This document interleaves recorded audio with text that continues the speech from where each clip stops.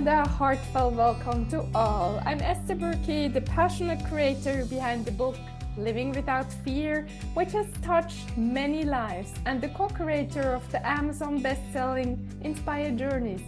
If you're eager to explore a world of endless possibilities, you've come to the right place. Know someone who could use a dose of inspiration from today's episode? Feel free to share this podcast with them. Please stay updated by subscribing to my newsletter and joining me on YouTube. And please kindly leave a brief review to this episode or rate the show with a sprinkle of stars. Your unwavering support truly warms my heart, and I'm deeply appreciative of each and every one of you. Thank you for being here. And today I'm so excited to have Ronja Sakata from Switzerland with me. Ronja is a life and business coach, wood engineer, and self-proclaimed Queen of Joy. For over a decade, she has guided clients into a hidden realm of joy and vitality. With her boundless energy and vision to make the world a better place, Ronja has a unique gift for inspiring and educating those around her, empowering them to let both their businesses and personal lives flourish with effortless ease and grace. Fluent in Japanese and deeply passionate about Japan after a life-changing internship there, Ronja now lives in Switzerland with her husband and daughter. Welcome to the show, dear Ronja. Woohoo! Thank you for the introduction. So, Ronja, let's start with my favorite question. What has been your turning moment in life? This was when I was 17. I was standing on the open grave of my best friend's boyfriend. He died in an avalanche, and it just hit me like a fist in the face that this life is not forever. And 17 is such a young age to experience death. And this sudden death, we didn't have the chance to say goodbye and the last words. And it just made such a big impact to realize that, like, this is valuable. I am here, I am alive. And over 10 years, there were so many funerals of friends because of accidents, and it was always sudden. And then when my sister's best friend died because of a heart attack when she was 25, I was like, oh my God, I don't have to go snowboarding. I don't have to ride a motorbike to die. I can just be at home and drop dead. And that was really like the turning point was at 17, but also 10 years later, because if I am like in danger all the time, I can decide to just have the most fun, the most like be present with the people I am and spend time alone or with people I love, with things I want to do, and just make it a focus and a priority to enjoy today, because we have no guarantee for tomorrow. And with that motivation, everything is like brighter, more colorful, more meaningful. And also my decisions are like, do I want to go to that party? Yes or no? If it's a yes, I go. I will have the best time. When I'm there and I'm tired, then I go home. It's just like everything is so simple and in the same time more beautiful and more meaningful. And that's my mission, to teach that to everybody who wants to listen, because our human experience, like with all the things we have to do and the stress and the hustle and the problems at work and relationships, like, let's focus on what's really important, and then let it be easy and easier, like step by step.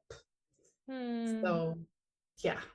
Wonderful. So imagine, Ronja, all the things at 17 or all the death wouldn't have had happened in your life. Where would you be? Yeah, I think it will be just, the life is lifing and time is passing, and it would be for sure nice. I had a wonderful childhood in the countryside of Switzerland. I didn't have a good time in school. I was the bullied victim kind of child, very insecure. But I grew out of that because I became a scout leader in Switzerland. We start young there. It's not like grown-ups who lead the groups, it's the teenagers. And I started to build my confidence there. That was another thing. If I wouldn't have been in the Scouts group, what would happen then? So all these woods are so interesting to look back on. But I think this this awareness that life right now is very precious. Sometime in your life it hits you, and it hit me earlier than later. And it's like a gift. I mean, it was devastating every time to say goodbye to somebody, but it was a gift of like preciousness of my days. I don't know when my awareness would have sharpened, but I deeply believe that we don't need to wait for a crisis or for an illness to wake up and finally like decide this is my life. I want to do it my way. I really want people to not get to the bad place before they can turn to the really good place. It can just be a decision like, okay, I want to have joy in my life every single day. And this can be just a cup of tea. Doesn't have to be fancy or expensive or extraordinary. It can be just a simple moment and cherishing that. Mm. Perfect. So, Ronja, as you said, life happens. Life happens all the day. And how do you get yourself always back to this beautiful state? What are your tools? I have so many tools which are integrated like they are automatic now, but it's a journey to get to that point. And one thing where you can test your enlightenment is, for example, when a jar of raspberry jam, slams on the floor and it just everywhere, there is glass everywhere and jam everywhere and it's sticky. Like, I don't know, even 10 years ago, I would have freaked out. It would have been an insult of life, like personally an attack on my joy and on my peace. And now when something like this happens, I mean, I will swear a little bit maybe, but then I just clean it up. It's like, oh, well, it just fell out of the fridge. It's not an insult, or like it's not a personal attack on my day. And I think when you have the tools to keep yourself happy, and it's kind of a self-coaching inner talking, like, what do I need now? Am I hungry? No, I'm not, but oh, I need a break and I need to go to the toilet. It's like very simple, but if you talk kindly inside of your head during your whole day, like from the beginning of the day, when you see yourself in the mirror, when you say, hey, baby, instead of, you look wrinkled, you have wrinkles, and just criticize yourself. When you have this appreciative inner dialogue, and it is maybe a journey to get there, but you can improve day by day or even hour by hour to catch yourself and say, no, I want to be my best friend and not my worst criticizer, because it's just more pleasant to be alive and have a nice voice in your mind and in your heart. So this self-coaching internal dialogue all day long, I think that's the result of all the tools. And one of them, for example, is meditation. I love to go internally, and I have I have my invisible team around me. I have animals and spirit guides and angels, you know, and I don't have to tell anybody about that. You know now my secret. And I also teach that to businessmen and businesswomen and executives and whoever wants to have like the secret tool in their mind. One guy came to me because he said, I'm not confident, I'm not happy. And when we did the meditation to meet his animal, it was a black panther and an eagle. And the black panther was gigantically big. And he reported back, like, even my work colleagues said, you're different. You say what you want now in a meeting. And I was like, what did you change? And he was like, well, I don't want to tell them about my panther, but it's insane how the impact of that image is like really helping me. It's like, well, you don't have to feed the panther. It's for free. You don't have to tell anybody, but how cool is that? So these tools bring me joy, make me happy, make me smile. I also have a golden bubble around me when I walk through town or when I go everywhere, if it's late at night or somewhere with a lot of people. Yeah, I think with our mind we can bring so much fun and joy in our lives without saying anything to anybody. And that's what I love. And these are probably my most favorite tools. So exciting, Ronja. And you've written a beautiful book, The Joy Compass, and there you also have a lot of tools in it. So yeah, when someone comes to you and is really desperate, you have to start somewhere. Well, what do you tell this person or someone who is listening now and she or he tells herself, well, I tried so many times, but it didn't work. So what would you say, Ronja? I think starting just with what is like maybe a bit dry or boring. It's not glamorous to just look at what is, but what is at the moment. That's my starting point. If you have a map and you want to go somewhere exciting, you first have to need to know where am I to know where can I go or which route could I take or which way of transportation could I use to get to my exciting goal. So just look around and like, what is happening? And I like the wheel of life that's in my book too. Very simple, very basic coaching tool. And you can Google it, and there are like a million wheels of lives in there. And to make an inventory of your life, like what is, how many points from 0 to 10 do I give myself or rate my life in relationships, in personal health, in how I eat and treat my body, or whatever it is, what is bothering you.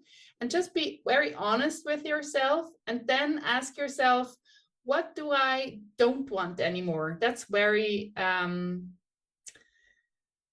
it's a relief to really maybe rant and write everything down, like I don't want this and this and this anymore, and become aware of what's going on, which is really weighing you down or triggering you.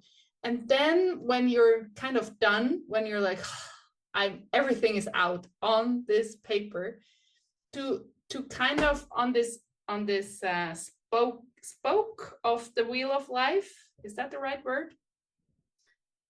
Just the axis of this wheel, everything on the left is like low points, like 2, 3, and you don't want that anymore. And then like in your mind, visually turn around and look into the other direction. Over there would be 10 out of 10.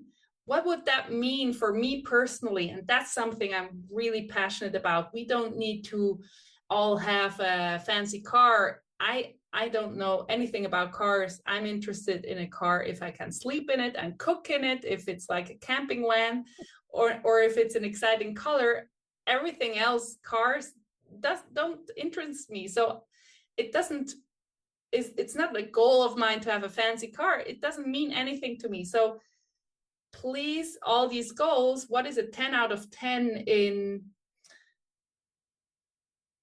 like how your house should look? It should look that you feel good, that you have joy, and not like everybody else's house. You can have a dreamy, witchy cottage with angles and a lot of decoration. It doesn't have to be a minimalist house with all the same fireplaces or whatever it is in your region where you live. What do you want? And this question is like the key to every life topic. What do I want? What do I don't want anymore? To really get everything out of your system. That's so therapeutic. And maybe you cry or you scream and rah! And then like, okay, now what do I want? And then think about that. And maybe you don't even want to a 10 in one area of your life. Maybe a 6 would be amazing. And then you're not interested in that topic so much.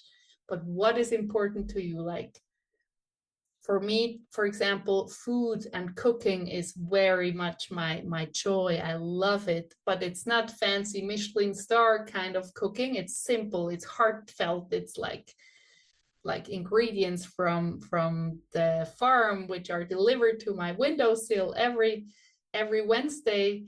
So every Wednesday morning, I'm excited what's in this box. And this brings me so much joy. And for somebody else, it's like, ugh, cooking, just deliver my meals. Or I want the private chef. If I have a 10 out of 10 in cooking and eating, I would have a private chef and just be served dinner and lunch and breakfast or whatever it is, like, what do you want? And if you have kids, please let them decide more what they want instead of just telling them what they have to do and what they have to wear and what is safe and what is like. We unlearn to ask ourselves that question, what do you want? Because we are told by our parents first, our caregivers, our teachers, all our bosses, like, do this, do this, do this. And then we don't have this own sense of what do I want anymore. And I think that's also like a muscle we can train. What do I want right now? I want an apple, a green apple. And maybe you even go to the store and treat yourself to that green apple because you can and you want to give yourself what you want. It doesn't, again, has to be the fancy car or the fancy house. It can be an apple or a date or a candy bar. Just what do I want? And I think that will change a lot. If you're desperate and you're giving yourself grace and just write down everything you don't want anymore, and then think about what do I want, and then step by step, easy little steps, climb out of your hole and make yourself a beautiful life. And also what you said, the question, what brings me joy, is a beautiful guidance to our lives. That's why, like, joy is my compass. That's my company's name. That's my social media handle, because what brings you joy is different what brings me joy, and your joy compass is personal. But if you really know what brings you joy, every decision is so much easier. Like, does this party invitation bring me joy? Nope. So I just tell them I'm not coming. And then you don't have to think about that party all the time. Oh no, I have to go there. No, you decided you're not going. And everybody else is in a better place because you are not grumpy there, or like everybody thinks, oh, she's there and obviously she's not liking it. Let's just do more of what we want and what brings ourselves joy. And it's not egoistic and it's not stupid. It's beneficial for everybody and also inspiring. And I think, yeah, if everybody would focus more on their own joy, everything gets more joyful and lighter and more like kinder, because all these compromises and everything we do because we think we have to do it because it's expected of ourselves, it's not healthy.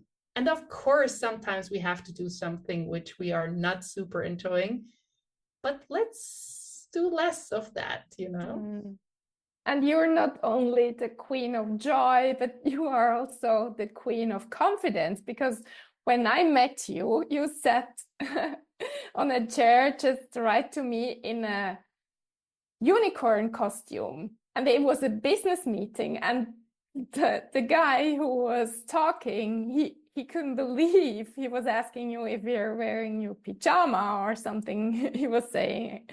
But at the end, you convinced him with your costume because you stood out from the whole crowd in their business costumes, right? Yeah, he really like not triggered me, but his email like dress to impress. I was like, okay, I can bring you some new level of dress to impress. I guess I was very curious how he will react. I had my nice business dress underneath the unicorn costume, but I love my unicorn costume for my social media. I have a lot of business photo shootings in the unicorn. So I wear that suit a lot, even in public places. So I'm used to just do that because it brings me a childish amount of joy. And his email was, yeah, just I was like, okay, I will check you out, how you will react. And it was fun. But I mean, I had some my heartbeat was a little faster, you know. I was really curious, but not afraid. Otherwise, why would I do it then? You know, it brought me joy to mix things a little bit up with and I mean, I don't hurt anybody, you know. I think people who are pushing something on somebody else in a weird way, I don't like that. And I was considering it for a long time, even texting with my mastermind buddies from a mastermind I'm in America, like, is it stupid or is it fun? Is it like thought-provoking or is it just like silly? You know, I was really considering it for not a long time, but I didn't do it just because I do it, you know. That was important to me. And I think with the intention behind an action, yeah, there is that the magic lies in the intention. And I was very happy with the outcome of that day. And I met you. How beautiful is that? So Yeah. And I was so amazed at the end. This guy, he wanted a photo shoot with you, and he was so proud of showing you in his social media pictures. And so you got all what you wanted. You got more than attention only. yeah, but did you read the comments on that social media post on Facebook? That was very interesting. Like some people were really triggered, like, oh my God, how stupid is that? Or it was like, wow, interesting what kind of reactions? What did he write? Not he, like Other his people. Okay. followers. Yeah. Yeah. But I mean, Oh, that's part of the ticket, right? I was just interested in how it will, yeah, what kind of reaction it will ignite. I think it's so beautiful how you can transform the world into something so much more beautiful when you dare to be yourself. So you are such an inspiring example, Ronja. Thank you so much. That's what I want. And if you mirror that back to me, that makes me very, very happy, because my message is really be kind to yourself and get to love yourself. You can change things you don't like about yourself, and some things maybe you just have to accept and make peace with them, and just make your own joy a priority, because everything around you is positively impacted when you are in your joy. And taking care of yourself first is not egoistic, it's wise, to just have an overflow of energy, and then you can be so generous and so kind, even with somebody who is grumpy in the supermarket. If you really take care of yourself, you can even give a person like that some joy or some love or kindness or attention. And people are very, some are totally out of their, not comfort zone, but they're like, what? She was nice to me, even though I was grumpy. That has an impact on this person. And when you take care of yourself, like really, really well, you can be, that's the word, generous with kindness and love and joy and sparkles. And I think that's changing the world more than being loud or like pushing and fighting. Yeah, I'm more on that little calm mission of sparkles and joy. And I don't say like protests and loud things are wrong, not at all. But my mission is like on this rainbowy, glittery, unicorny route. So sweet. So some last words for our audience, Ronja? Really be kind to yourself. Also, when you're sad, when you're angry, when you're upset, like treat yourself like your own best friend, even though maybe that's weird or you're so used to criticize yourself. Imagine that you could be your own best friend. What would you say to your best friend? Like, okay, let's just have a nap. Let's have a day underneath the covers, and tomorrow is a new day. Like, be kind to yourself. This whole push and hustle and stick to it. And I think there is a place for that. There is a time for pushing and really saying like, I gonna do that. I will not stop until I'm finished. But then there is a lot of times where we just have to be so much more kind and loving to ourselves. And then everything else gets easier. If you really take care of yourself, relationships are easier because you're not expecting the other person to make you happy. And you taking full responsibility for yourself and for your thoughts and your actions and what you say and you don't say. That's so powerful. And you are powerful and you are unique and one of a kind, and just be aware of that. You're a gift to this world, and let's make this world more joyful and more colorful and more playful. Beautiful, Ronja. Thank you so much for having been here. Has been an honor. Thank you so much for having me. It was amazing to talk to you in your pink sweater. Nobody will see it, but I love it, the colorful pink sweater. Thank you. And thank you, dear listener, for spending your precious time with us today. And in case you feel worthless and nobody seems to like you, we tell you, you're amazing, we love you, and you're a gift to everyone who crosses your path. And please tell yourself these sentences over and over again. Have an amazing day and talk to you next week.